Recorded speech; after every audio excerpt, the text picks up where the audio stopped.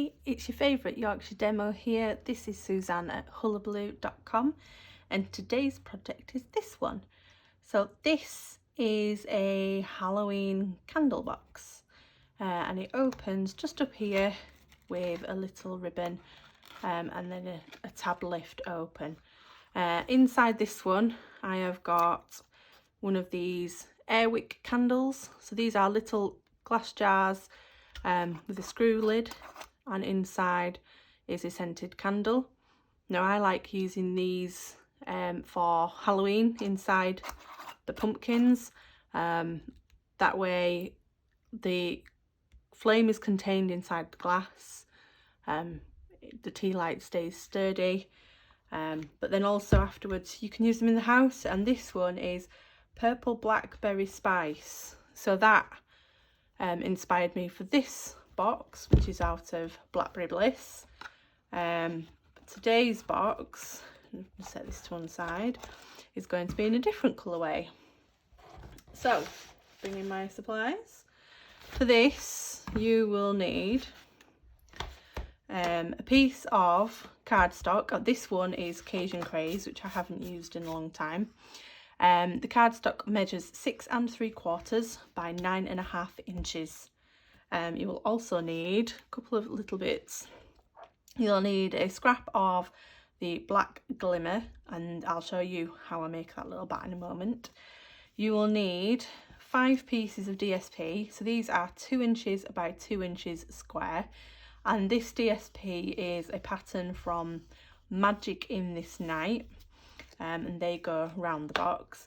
And then you need 2 scraps. You need one of basic black that is 1.5 inches by 1.25 inch, and a scrap of Whisper White that is 1.25 by 1, and they're going to be for our sentiment. So just move these little decorations out of the way and I will get my scoreboard.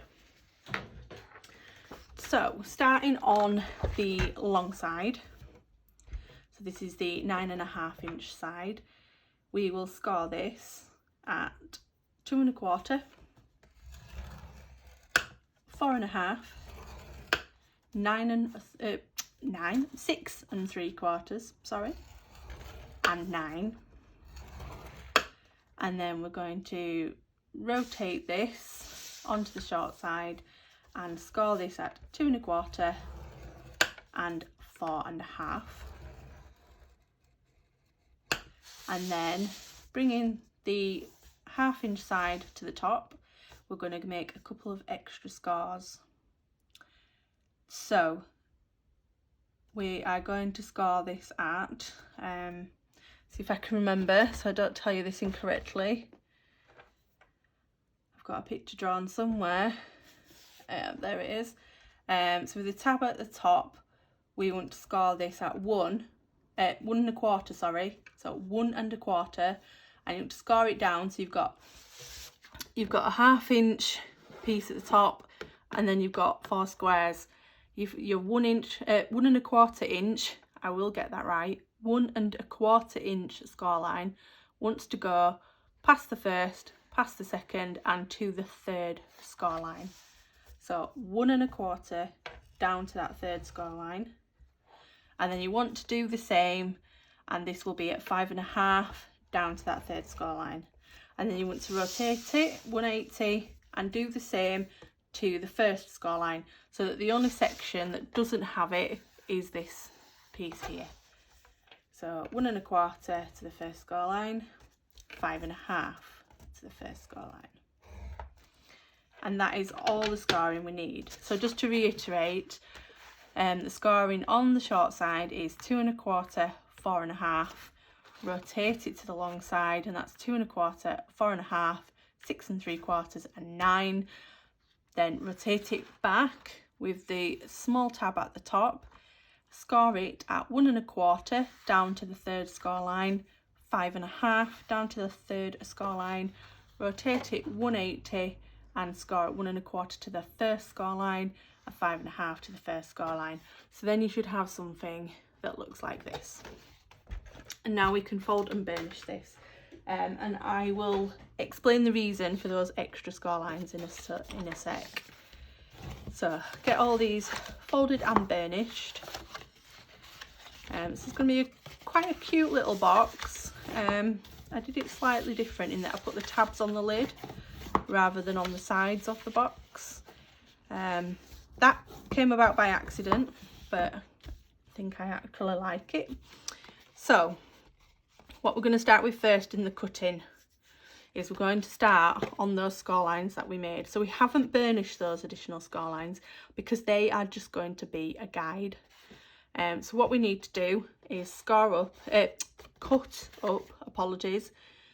up each of these score lines to that first score line there, like so. So up to the first score line, no mitering or anything at this point, just straight up to that first score line. And I've only done these lines, I've not done this small one here, and that's because we'll be removing that section in a moment. So then you've got your 1 inch score lines. So if you move the one that doesn't have a score out of the way, we're then going to cut all the way down that 1 inch line, and then again on this bottom piece. And it just gives us some tabs that aren't too big. Now you don't have to do it exactly like this. If you want to cut your tabs your own way, that's absolutely fine, as long as you have your tabs. And then this small little rectangle on the end gets removed completely. And now what we need to do here is leave this one square, so move that out of the way, but we want to mitre the first and the third of the tabs, working from the right hand side. So the first one gone, and then the third one.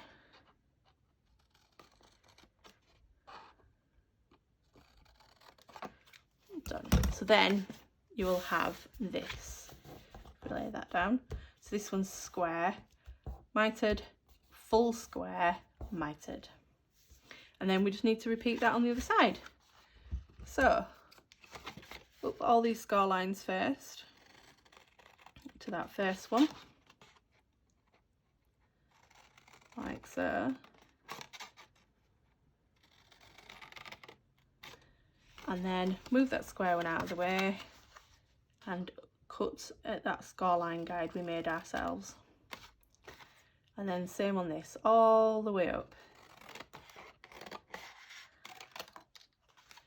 We'll get rid of this rectangle on the end, the little one here, like we did on the other side.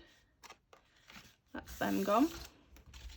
And now, like before, we need to keep this one square, like the other side, so move that out of the way.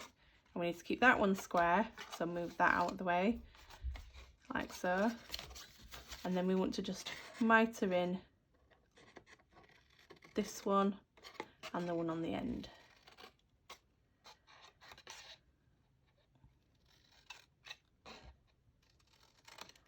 Like so. Get rid of all those little bits. And then you're left with this as your template. And so how this will work, this is your front, lift that up, your back, lift that in, and then your sides. And then this becomes your lid. So what we're going to do with the lid is we're going to round the tab here. And then I did round these before on my other box, but it didn't quite work. So we'll see how it goes. And if not, then we'll mitre them off. So just move these tabs out of the way. And I have got my trio punch. I'm using the rounded corner. I'm going to just round those little front tabs there. And then I'm going to tuck that in, and I'm going to round these ones that we left square, like so.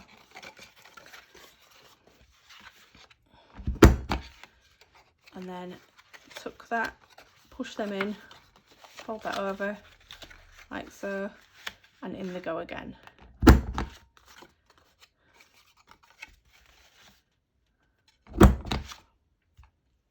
Pop them out of the way, and then this is what we're left with. We're going to bring that punch in just one more time, and we're going to use this here. So as you can see on my Blackberry Bliss box, the tab has a hole in it, which is where the ribbon feeds through and ties. So with this one, you've got this marker here, which shows you it's centre point. So you're going to eyeball this tab here, where you think is the centre, and just slide that in like so. And there we go, we've got our hole. So now we can make up the rest of the box. So I like to put my DSP on this one before we bring it together. So I've got my 5 pieces here. I'm just going to flip them over. Actually, that's another side, isn't it? I'm going to use this side though. I'm going to stick to my original plan. I've got my stamping seal for these. I'm just going to pop a bit of seal on both sides, like so. Ooh, getting it stuck to myself in the process. I think I've finally got the knack for this one. So there we go. And then it doesn't matter in what order you put your pieces, but you don't put one on the bottom. Now you can do, as a 2-inch strip of DSP will get you 6 pieces. So I do have a 6th piece here, which I could put on the bottom, but I'm choosing not to. And so if you use a pattern paper, make sure you get your pattern the correct way. I've gone with a pattern that doesn't really have a direction to it. So so one on the front, this is the bottom, so you don't want one here, but you want one on every other square piece, like so. And then we can bring the box together. There, so that's what you're left with. Now to bring the box together, I've got my Seal Plus, and that's because we're sticking card to card. And you just want it on these tabs that we've mitered off. So the front tabs here,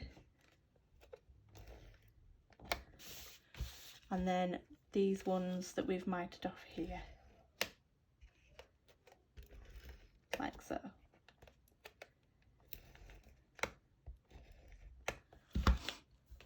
And then fold in your tab and bring up the side so they meet like so, building up our box. Same on the other side, meet them up, and then with the back, bring them in, and again make them meet, and then the other side, making that box meet.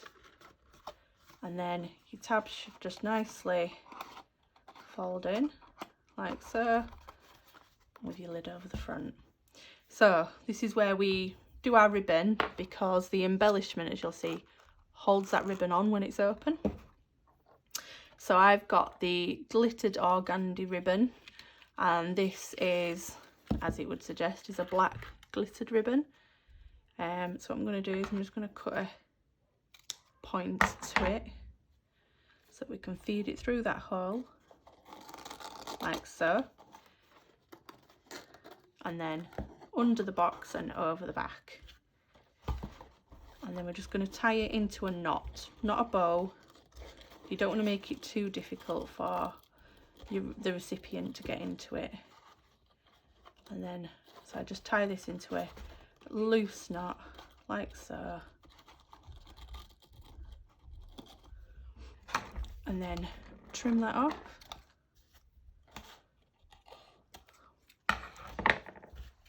And there we go, that's the box so far.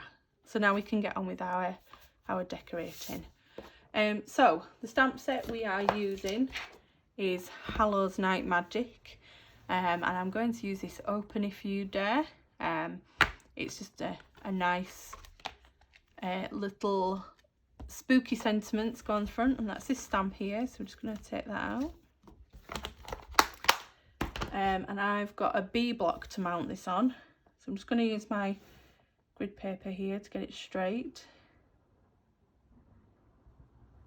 There we go, other way around. Grid paper, straight. I'm going to use my Memento ink, and then we're going to bring back in the 2 pieces we had earlier. So this is my Whisper White piece that's 1 1/4 by 1. So into the Memento ink here. Make sure it's nicely inked up, get nice and straight on the card. And there we go, lovely. Pop that out of the way.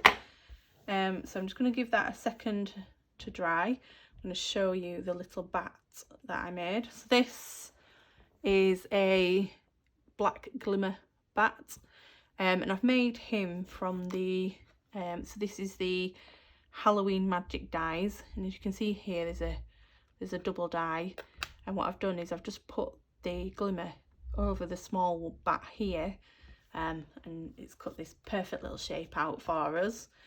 So we're going to just, to make him a bit more bat-like, use our bone folder to just curve his bat wings a little bit.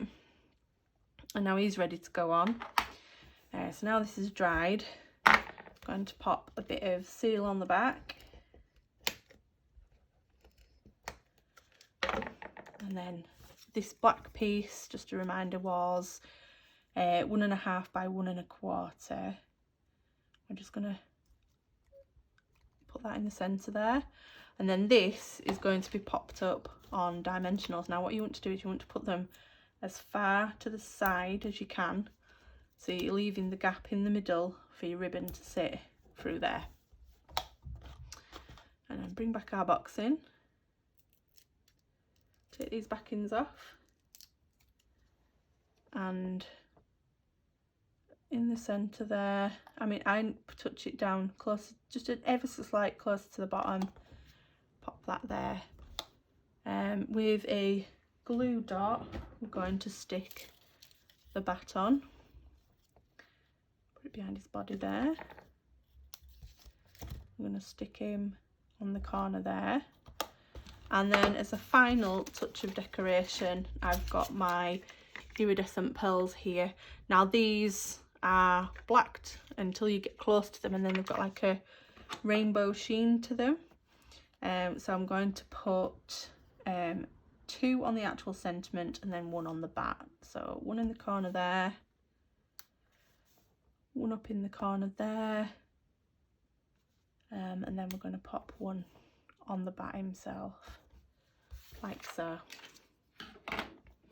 So there you have it. If I retie this one, you'll be able to see the 2 boxes and the different appearances you get just by changing the colour of the cardstock itself. Now, can she redo this? We'll leave it like that. There you go. Which do you prefer? Blackberry Bliss, Cajun Craze. And that's it for today. I will see you next time. Thanks for joining me. Bye.